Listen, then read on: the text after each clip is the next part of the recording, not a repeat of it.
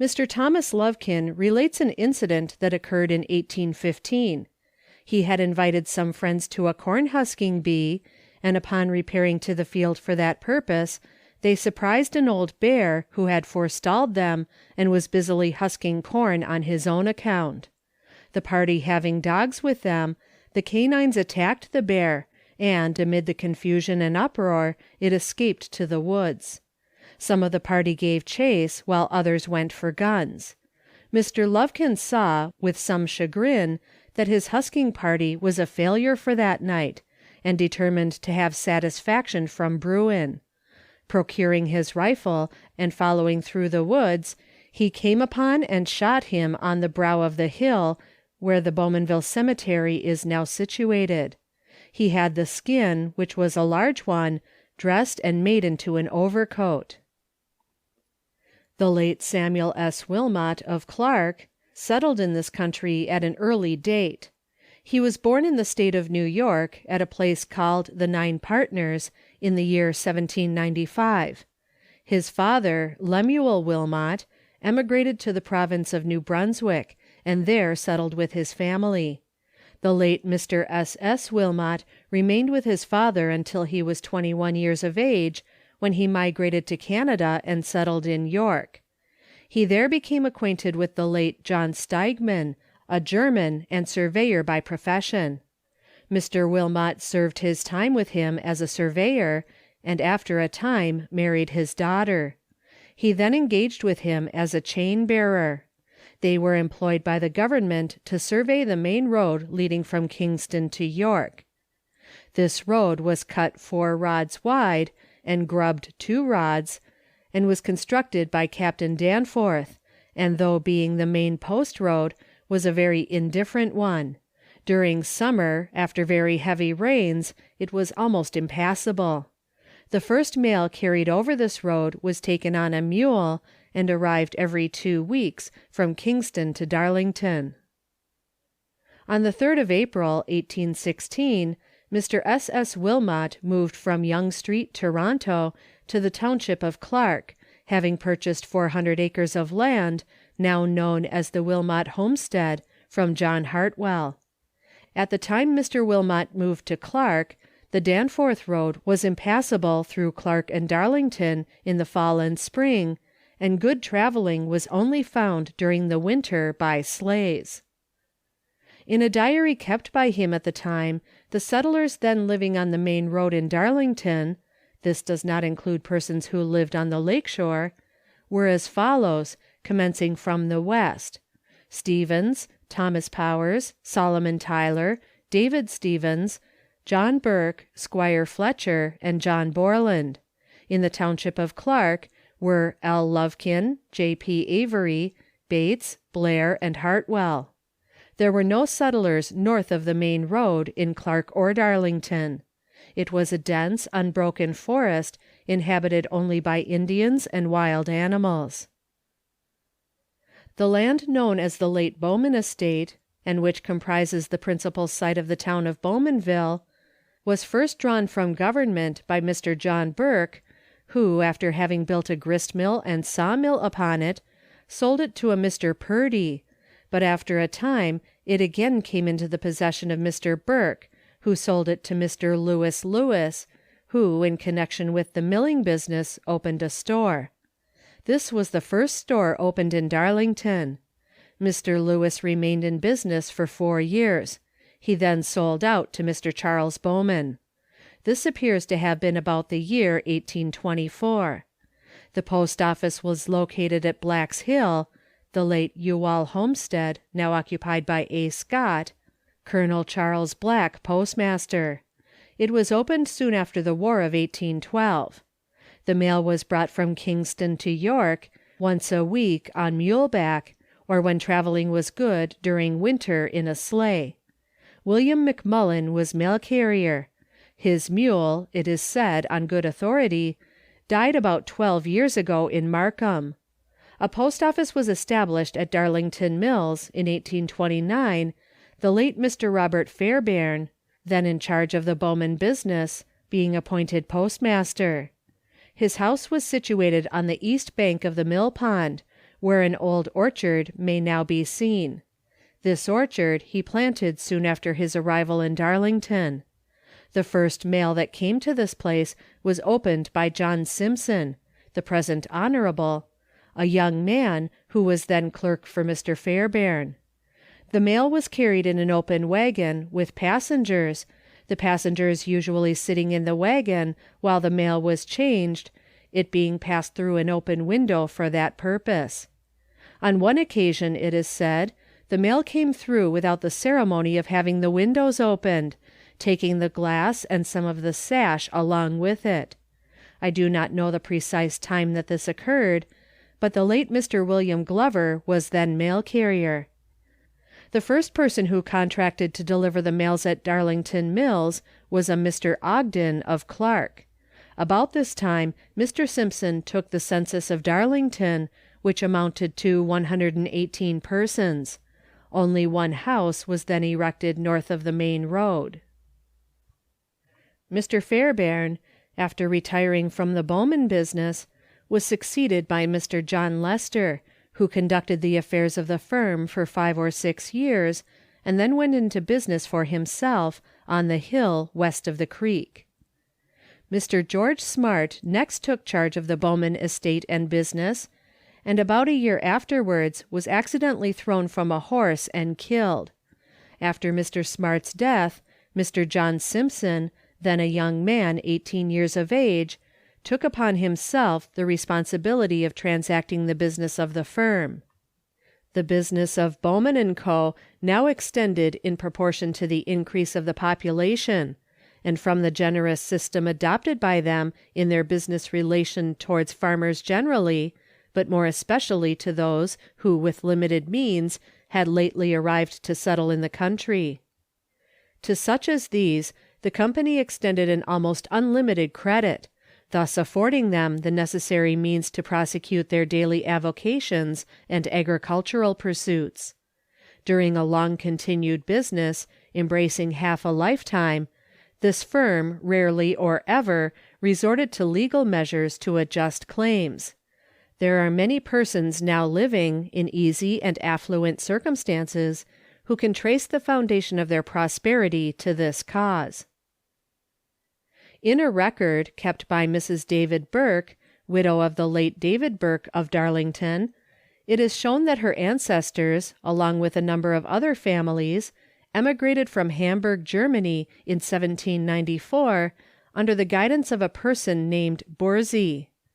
Instead of taking them to Canada, as he agreed to, he brought them to Genesee Valley, New York, where they remained 2 years before making the discovery that it was not British territory. Being dissatisfied, they then applied to Governor Simcoe, who gave them grants of land in Markham, and compelled Mr. Borsey to fulfill his agreement.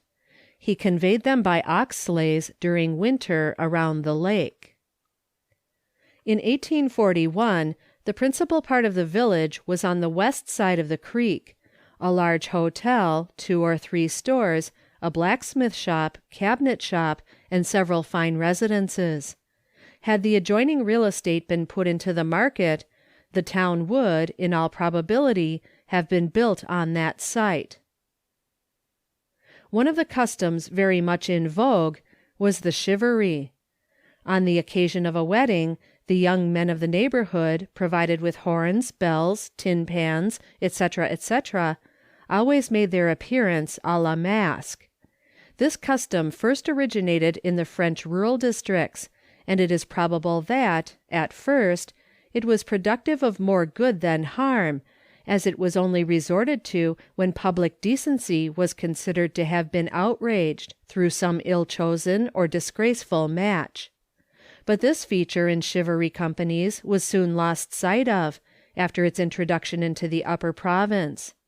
No distinction was made between a wedding, every way proper and unimpeachable, or one of an opposite character.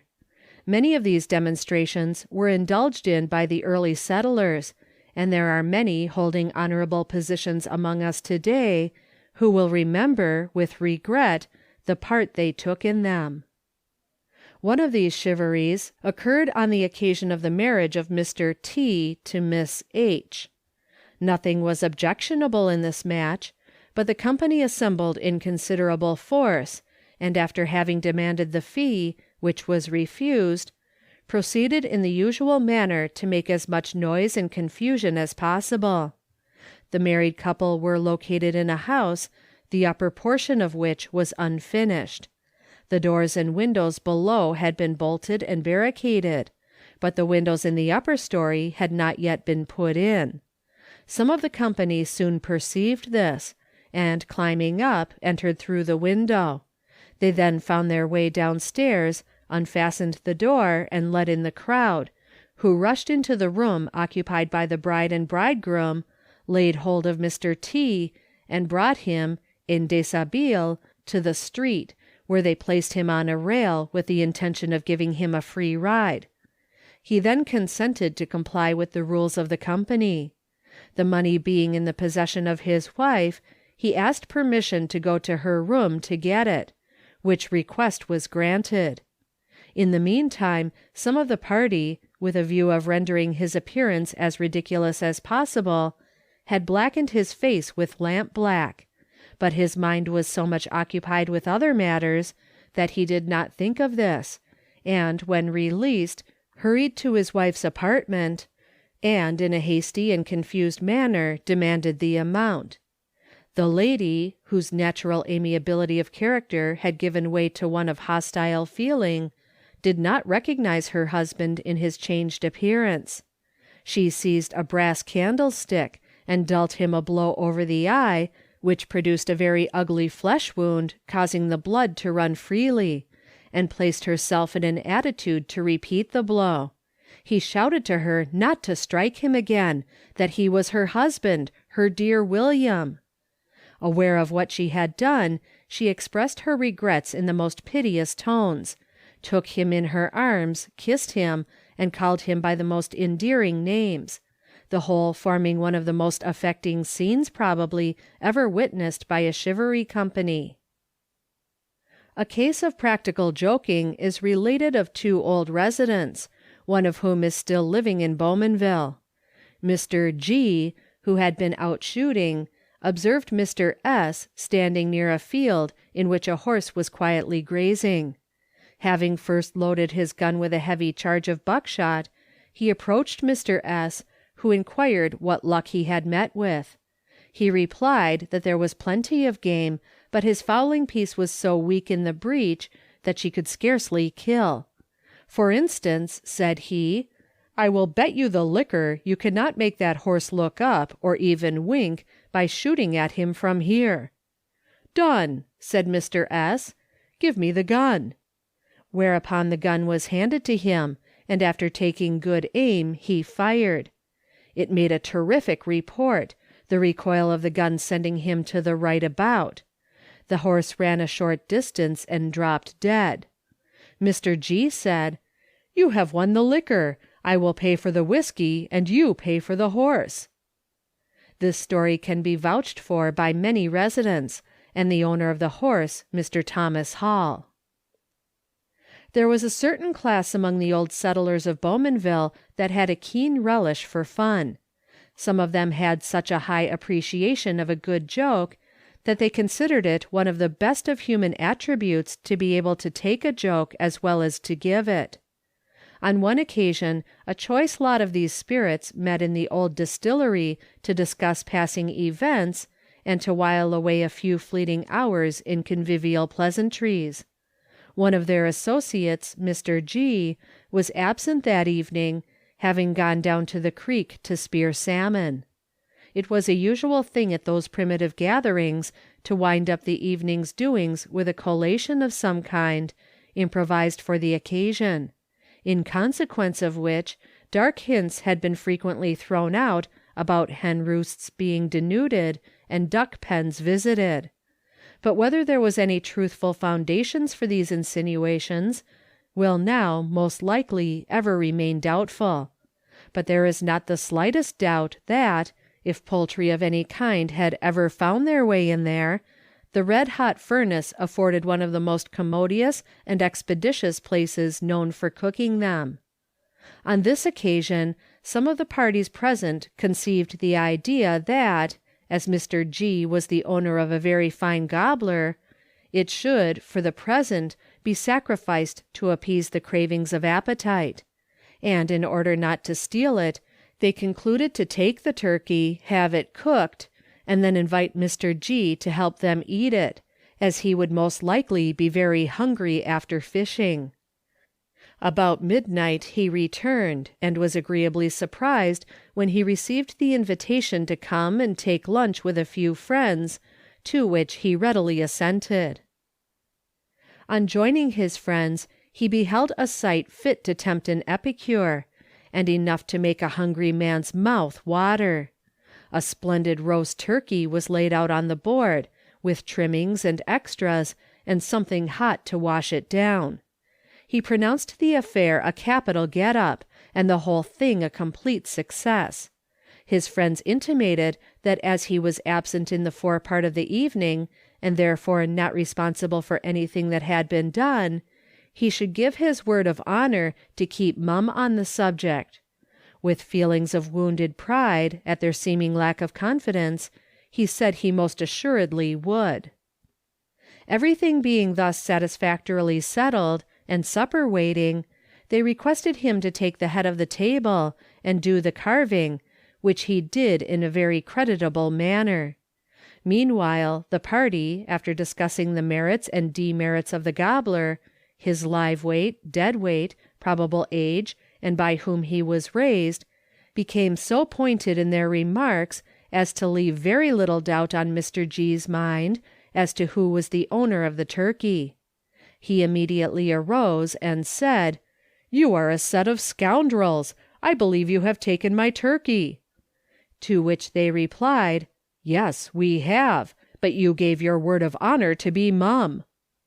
"Gentlemen," said Mr. G., after a few moments' reflection, "I am sold, but don't let this interfere with the enjoyment of our supper." Mormons. In 1839, Bowmanville was visited by Mormon delegates, holding forth great inducements to converts to follow them to the land of promise, situated somewhere in the United States. The Mormon interests were represented by Messrs. Babbitt and Taylor. The former, in one of his lectures, which was largely attended, and in which some of the farmers began to take a very great interest, tried to establish, by comparison of the Hebrew and Indian languages, that the Indians of America were the descendants of the 10 lost tribes of Israel. Having concluded his lecture, he asked if anyone present would controvert the position taken by him. Whereupon the Reverend Mr. Tapscott, Baptist minister, arose and asked him whether or not it was essential for a person endeavoring to establish such a point to possess a knowledge of the Hebrew language, to which Mr. Babbitt replied that it was. Mr. Tapscott then asked him if he possessed a knowledge of that language. He replied that he did to a certain extent. After being questioned for some time, and showing total ignorance in reference to the subject, he tried to excuse himself by saying that, being on a journey and not able to refer to his books, he was not so well posted as he otherwise should have been. Mr. Tapscott then remarked that however limited a person's knowledge of a language might be, they very rarely forgot the alphabet, and asked him if he could repeat it, or tell him the first letter of it, which he was forced to acknowledge he could not, and with confusion and chagrin he saw the tables turned against him, and himself and colleague exposed as false prophets and humbugs. They soon left the town. Thus ended disastrously the first attempt to establish Mormonism in Bowmanville. Burial places of early settlers. Of the burial places of early settlers, many occur along the shore of Lake Ontario.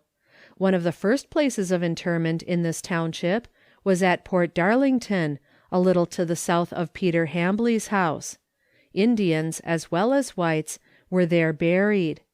Most of the latter were afterwards removed, but while Mr. Dillon was engaged some years ago in building and grading the wharf road, human remains, in considerable quantities, were brought to the surface.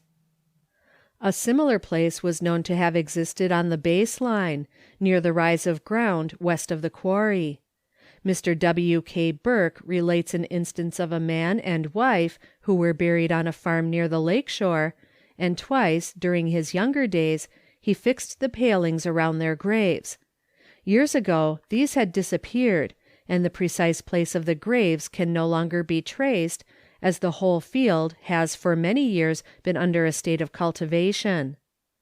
Those facts show the necessity and propriety of establishing public burial places in the form of cemeteries, the ground of which cannot afterwards be controverted or applied to other uses. Indian burial places.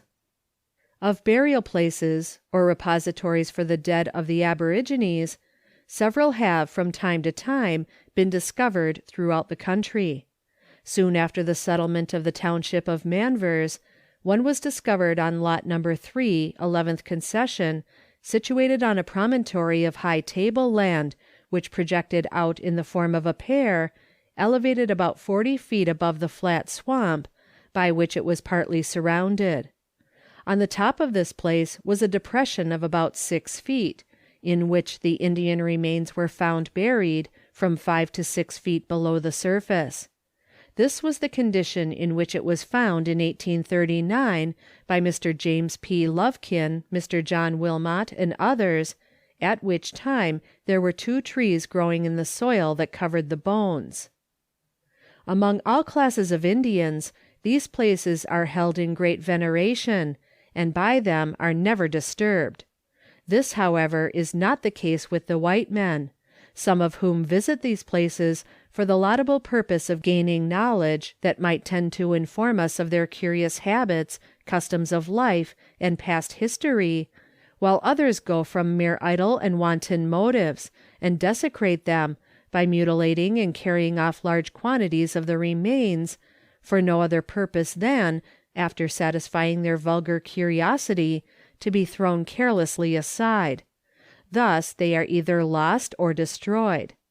This has, undoubtedly, been the case with the one in Manvers, which, from its size and general character, would indicate that a large number had been buried there. It cannot now, without difficulty, be determined whether this has been an ordinary place of burial, or whether they are the remains of those who have fallen in battle. In the former case, it is usual to find their bones laid in some usual form, while in the latter they are found heaped and thrown together promiscuously. As, in their primitive mode of warfare, tomahawks and war clubs were commonly used, a number of indentures and fractures may be traced upon the craniums, produced by scalp wounds received in their hand-to-hand conflicts. Another of these places of interment is found at Ball Point, Scugog (Indian, Crooked Devil) Lake. For a long time after its discovery, it bore the reputation of containing the remains of a gigantic race.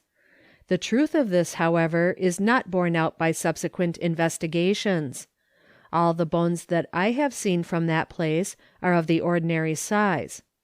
Dr. Reed, a well-known physician of this town, who visited the locality 20 years ago, and who has some of the bones still in his possession, in a good state of preservation, did not find that any were of an unusual size. Quite a number of interesting Indian relics have been found, consisting of stone hatchets, flint and bone arrowheads, some of a very large size, bone needles, supposed to be used in making fish nets, and stone pipes. That at one time a system of exchange, embracing an extensive trade between the different tribes of the aborigines of this country, was carried on, there is not the slightest doubt. Wampum was the money used by them, and consisted of various kinds of shells, portions of which were strung like beads, or worked into belts and other ornaments. Each of these shells had a determined value, and was the medium by which things were bought and sold. Shells that were indigenous to the Pacific coast have been frequently found among the relics of the Atlantic tribes, as also have a number of the calumets, or stone pipes, made from a peculiar kind of the red rock, easily worked, of a very fine texture, and I believe only found in the vicinity of Nipigon, Lake Superior, and the Missouri and Yellowstone rivers. The Cape Diamond, which is only found near Quebec, has been found in the possession of the far western tribes.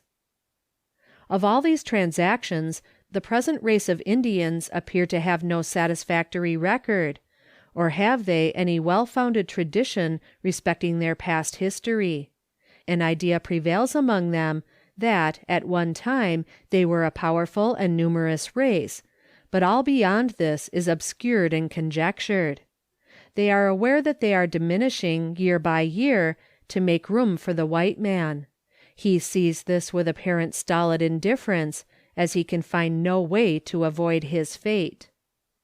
Their institutions are also being changed, or entirely done away with.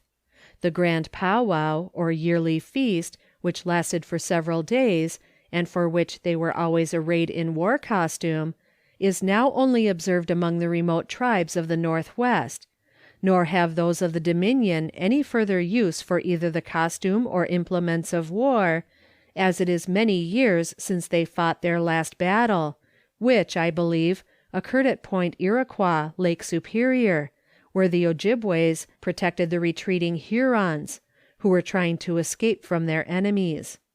While the latter were encamped during the night, the Hurons, with their allies, stole upon them, and taking them by surprise, nearly exterminated the whole party.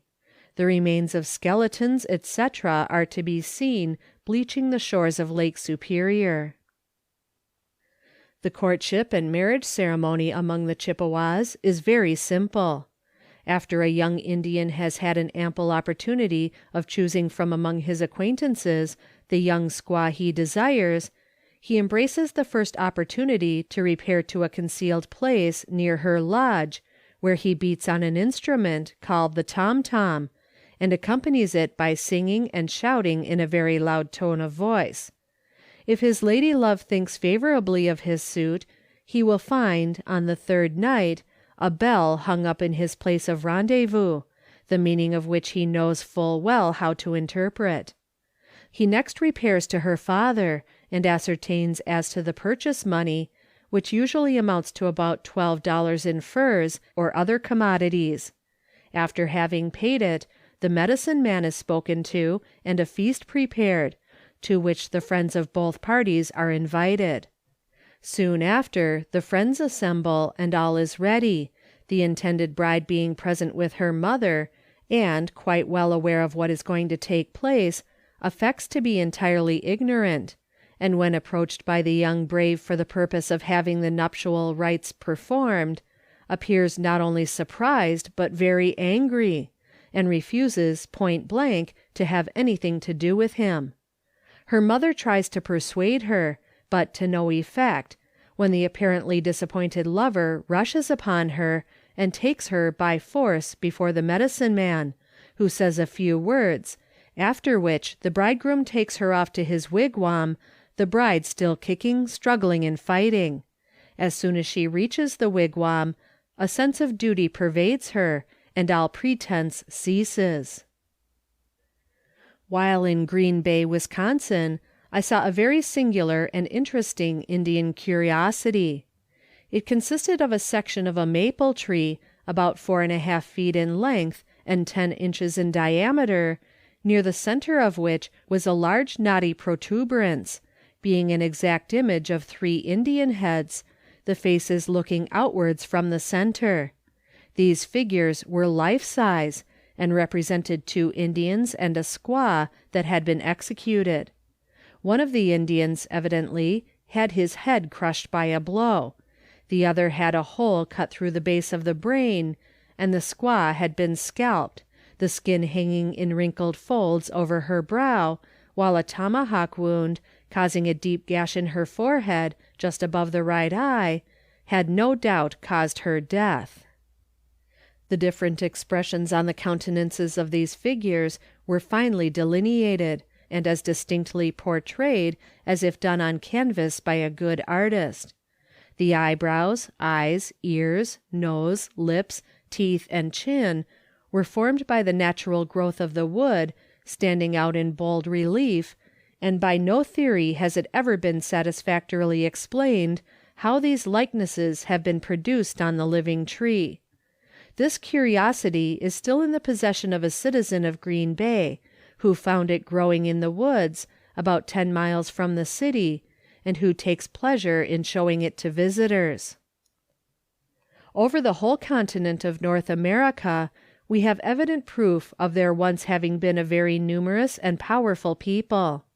They are found scattered over the different parts of the country, from the ice-bound regions of the Arctic Sea and coast of Labrador, to the sunny shores of Florida and the Pacific Ocean, and although divided into many tribes, differing from each other in many respects, they are nearly all of the same color, have similar superstitions, and essentially belong to one great family.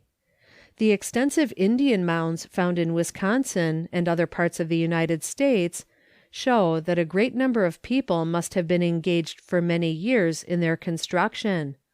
But this once numerous family appear from some evolution in nature to be passing rapidly away.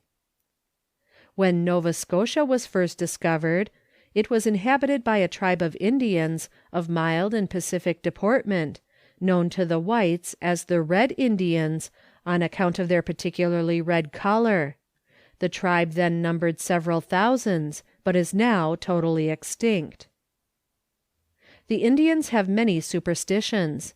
One that exists among the Lake Superior Indians, in connection with an island known as the Manitou, probably had its origin in the mirage which often occurs during spring and fall, when this island appears to be elevated much above its natural position, and again to be submerged beneath the surface of the lake. This phenomena takes place nearly every night just before sunset during the month of June. The Indians believe this island to be inhabited by a Manitou. There are different kinds of Manitous. Some are good, others are bad. This one they believe to be very wicked, and if an Indian is drowned while out in his canoe, they in some way connect it with this Manitou, and no Indian can be persuaded to set foot upon the island, or to go near it. I was informed of this by a Mr. Whitesides, photographic artist, who made a tour around Superior for the purpose of taking stereoscopic views. When approaching the island, having a Mackinac boat and 2 assistants, one of them, an Indian, when aware of Mr. Whiteside's intentions, threatened to jump overboard unless he changed the course of the boat and put him on the main shore. Nor could bribes or threats alter the Indian's determination. End of section 2.